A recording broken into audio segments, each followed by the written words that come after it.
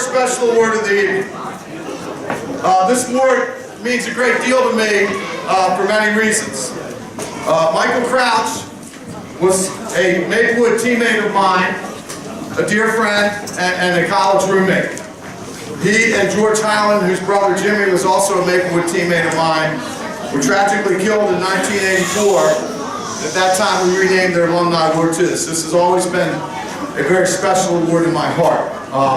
I can't think of a more deserving recipient than this year's award winner. If you see from his accomplishments, both in football and in life, he is an outstanding person. He is literally, his whole life has been about football, and I'd like to think that Maplewood had a little bit of an influence on that. He's an incredible person, an incredible man, as you can see, as far as football, after leaving Maplewood and winning the 1995 Knights of Columbus Athlete of the Year, as well as 3 Capital Beltway League championships, which were out at the time, and 2 Metro championships, meaning that the league champions from the 4 leagues would go on and play each other. He went on to BCC High School. I think was Coach Minturn here? I know he was supposed to be. Oh, Coach, I'd like to introduce the head varsity coach of BCC, perfect timing, Mr. Ben Minturn.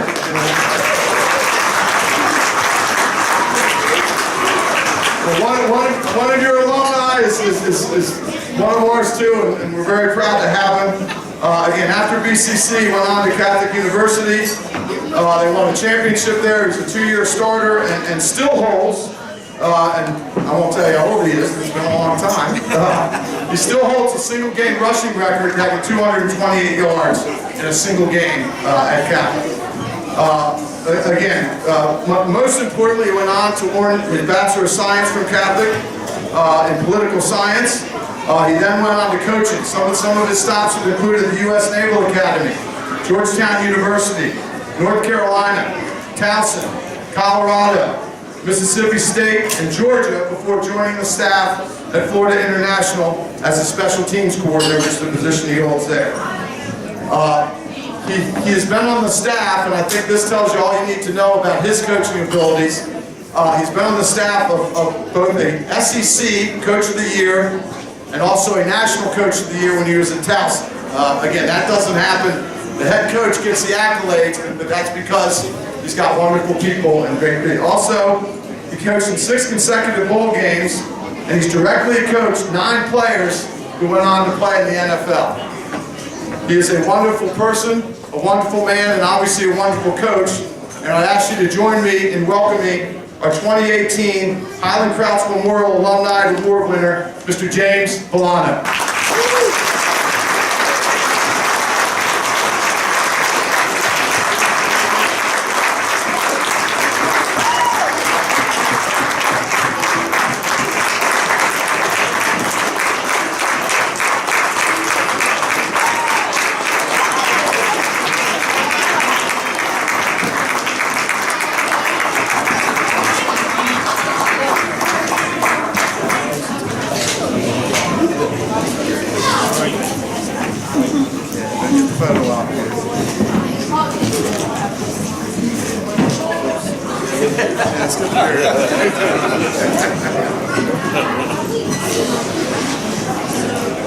Probably easier to hold it.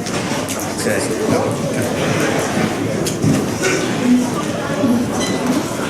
Well, I'll start by saying, man, it's good to be home.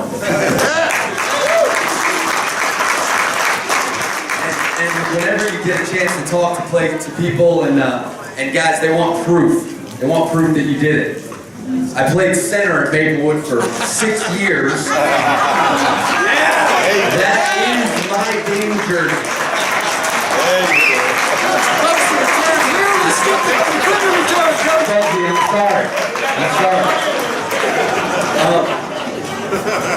I'm going to talk for a couple minutes here and bear with me, guys. First and foremost, I'm very honored and pleased to be here tonight. I'd like to thank John and Rooster Knowles, Jerry Fyack, Tim Conley, Fuzzy Myers, the rest of the board of the directors here at Maplewood. I'm honored to be this year's Hylind Crouch Alumni Award recipient. I'd like to thank my team, okay? And I have a team, Team Vollono, okay? That's my team. All right, my parents for guiding and supporting me. My brothers, Joe, Matt, and Bill, who also all played Maplewood. Bill's here tonight. Maplewood, there you go. Love it. My sister, for all the young ladies here, my sister, who dealt with countless dinner table conversations that revolved around Maplewood football. Okay? And then I'd like to make a very special thank you to my wife, Heather. Heather, please stand up.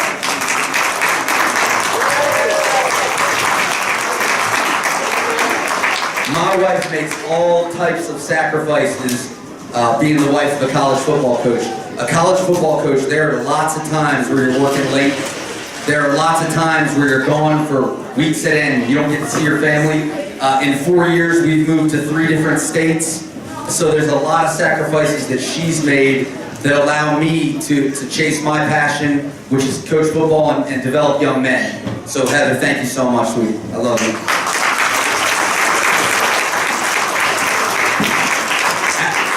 After Coach Knowles called me and informed that I was this year's Alumni winner, I took some time to reflect on that. And a couple things really hit home. First, it's emotional. I love Maplewood.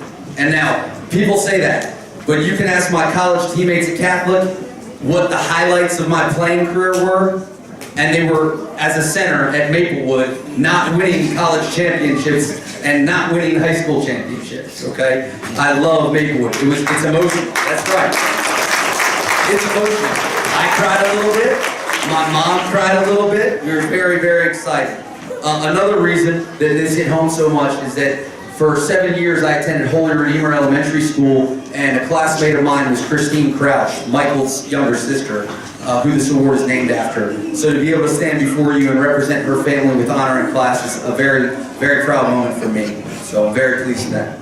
I played for a lot of years just like you guys, and some of the traditions here at Maplewood are never going to change.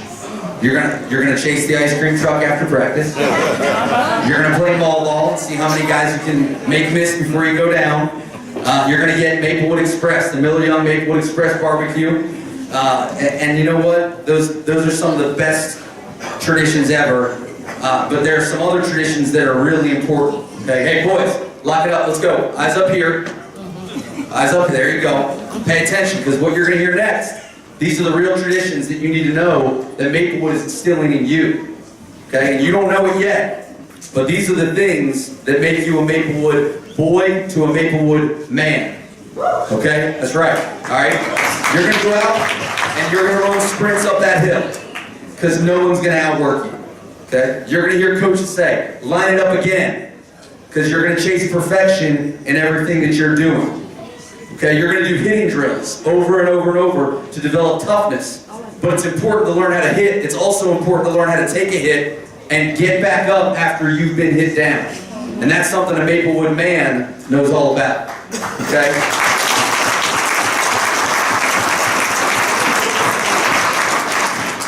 These traditions, they're some of the things that are going to guide you through your whole life, and you don't know it yet, right? You want to go play ball, you want to go do those things, but when you get older, you're going to get to high school, and the guys on the team that know the most are the guys who sat in this room. They're immediately the guys that the other teammates lean on as a leader and a captain, because you do it the right way. Okay, now, like I said at the beginning, I played center here, so I need every center from this year's teams to stand up. Stand up. There it is.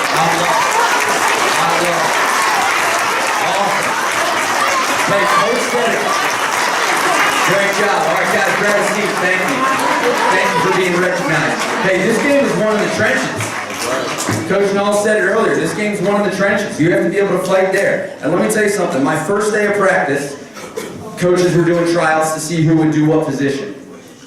And at the end of the day, I came home and I said, Dad, Coach Myers wants me to be a center. I don't really know what that is, but I know it's not running back.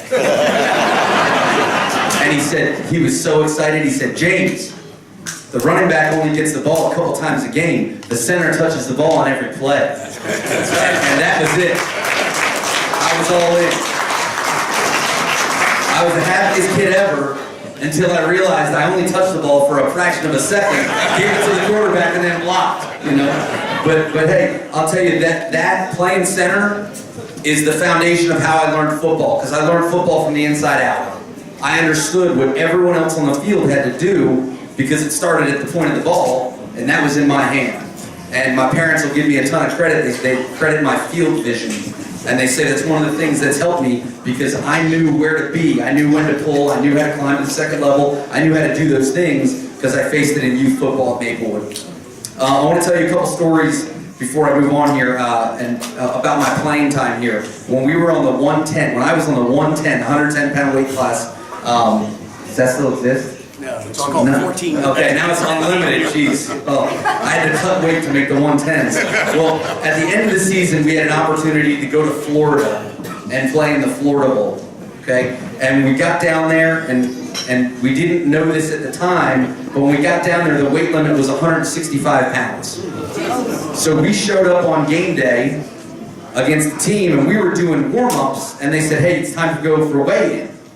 Well, our head coach, Dave Fox, Slick, Jerry's brother, he said, okay, boys, go get on the scale. And we were like, okay, Coach, we don't really have to make weight. What do we do? He said, just keep your pads on. Everybody just go get on the scale. So one by one, we got on the scale. We looked over. I'm pretty sure our opponent, one of them drove himself there. Another one was shaving in the bathroom right before the game. They were stripping down to make weight, okay? And they were mocking us. They said, look at these little guys. We're going to run up and down the field on them. And they treated us like a joke during that warm-up and during the weigh-in. Okay, so I'm not making this up. I write 32 dive, 6 plays in a row, straight down their throat. The game was over in 6 plays. They did not want another Maplewood boy to hit them. It was done. All you gotta do is run with these big hero awards. That's the standard. So we, needless to say, we left Florida as champions, and I'll enjoy those stories. There was something about that trip that we knew, being younger guys, we weren't worried about them being bigger or faster or stronger, because we knew they never had Coach Knowles yelling at them to get back on the line and do it again. That's true, because that's the stuff that makes you hurt. They never had to get to the bottom of the hill and run the sprints. They never ran the trees. They never lined up for Oklahoma. They never did any of those things. And we knew in our hearts what we had done and what we had done together. So we could rely on each other in those times. Okay, now I'm going to read you something. This is a little more personal, more for the parents than the players, about pursuing your dream. And I think Maplewood helped me pursue my dream.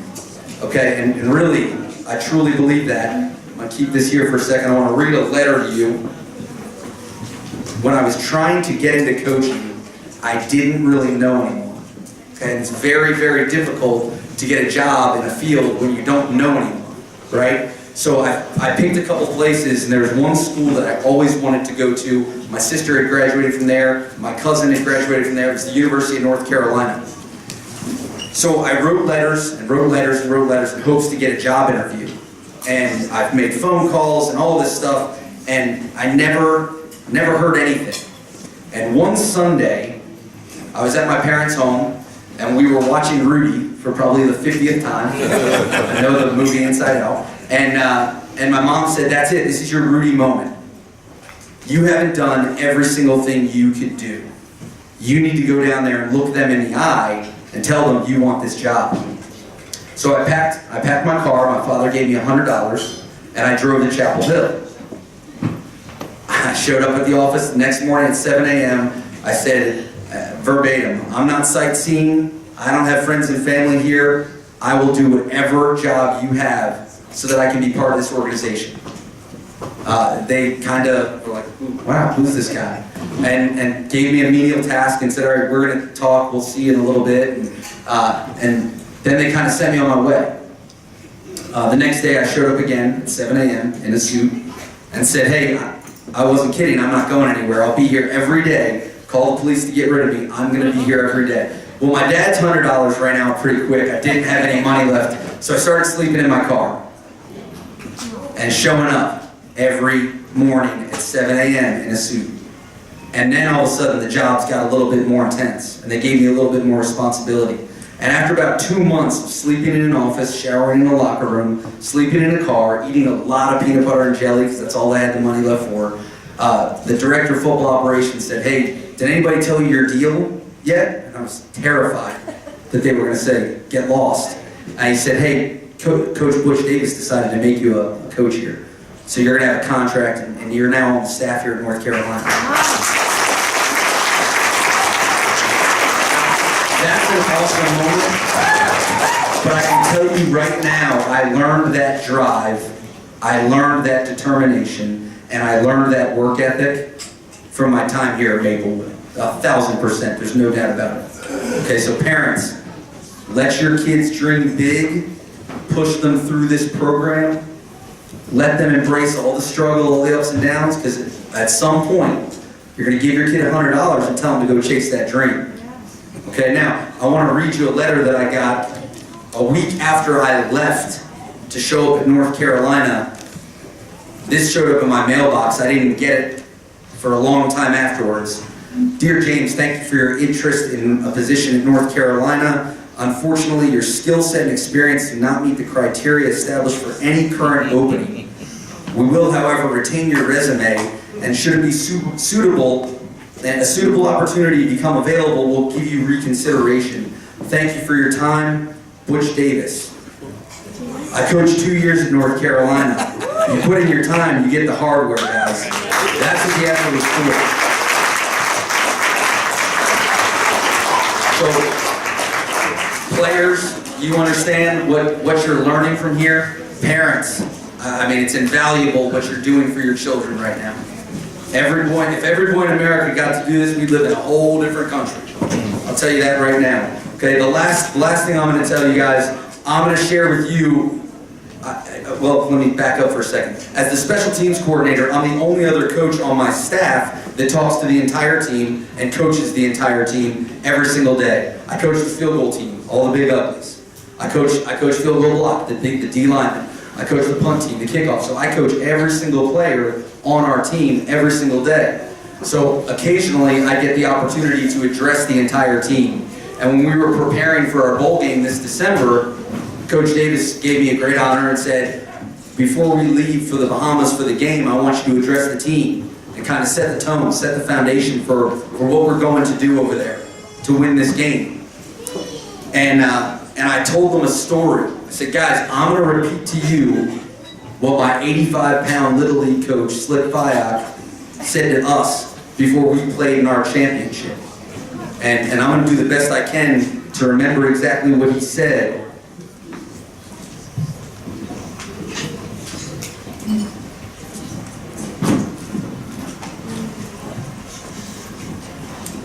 He said, "Guys, I'm so excited, I'm fired up for you guys to be playing to be champions. This is such a great opportunity for us to finish the season strong, knowing that we gave our all." He said, "I want to show you a trophy that I got when I was a kid." And I'm going to hold up this hat, okay, his representative. He held up a patch. It was a 2x2-inch patch.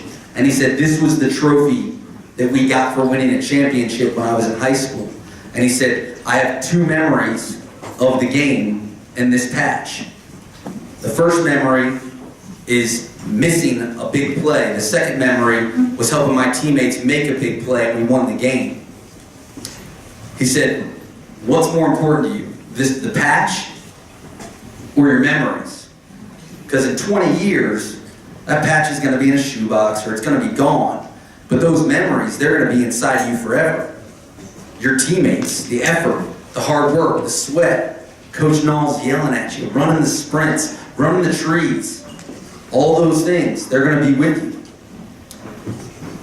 He said, "So don't play for this patch, play for the guy next to you." That's what Maplewood does. They play for the guy next to him.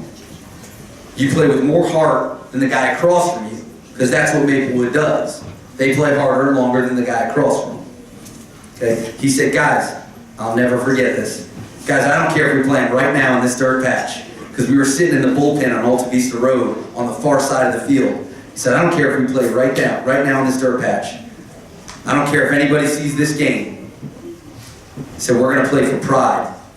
Because men, pride still matters. Guys, thank you so much for letting me be here.